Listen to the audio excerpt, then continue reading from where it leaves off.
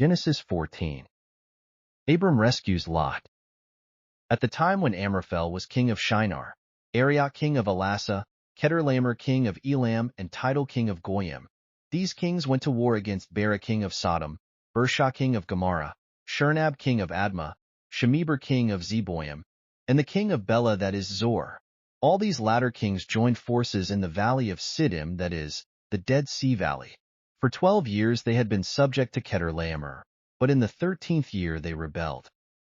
In the 14th year, Chedorlaomer and the kings allied with him went out and defeated the Rephates in Ashtaroth-Karnaim, the Zuzites in Ham, the Emites in Shave-Kiriathaim, and the Horites in the hill country of Seir, as far as El Paran near the desert. Then they turned back and went in Mishpat, that is, Kadesh, and they conquered the whole territory of the Amalekites, as well as the Amorites who were living in Hazaz and Tamar. Then the king of Sodom, the king of Gomorrah, the king of Admah, the king of Zeboim, and the king of Bela, that is, Zor, marched out and drew up their battle lines in the valley of Siddim against Chedorlaomer king of Elam, Tidal king of Goyim, Amraphel king of Shinar, and Arioch king of Elasa, 4 kings against 5. Now the valley of Siddim was full of tar pits, and when the kings of Sodom and Gomorrah fled, some of the men fell into them, and the rest fled to the hills. The 4 kings seized all the goods of Sodom and Gomorrah and all their food. Then they went away. They also carried off Abram's nephew Lot and his possessions, since he was living in Sodom. A man who had escaped came and reported this to Abram the Hebrew. Now Abram was living near the great trees of Mamre the Amorite, a brother of Eshcol and Aner, all of whom were allied with Abram. When Abram heard that his relative had been taken captive, he called out the 318 trained men born in his household and went in pursuit as far as Dan.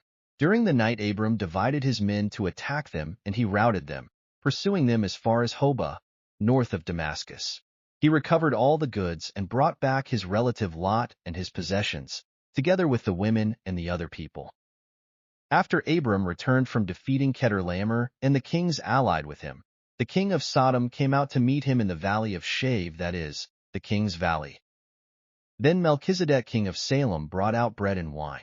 He was priest of God Most High, and he blessed Abram, saying, "Blessed be Abram by God Most High, creator of heaven and earth.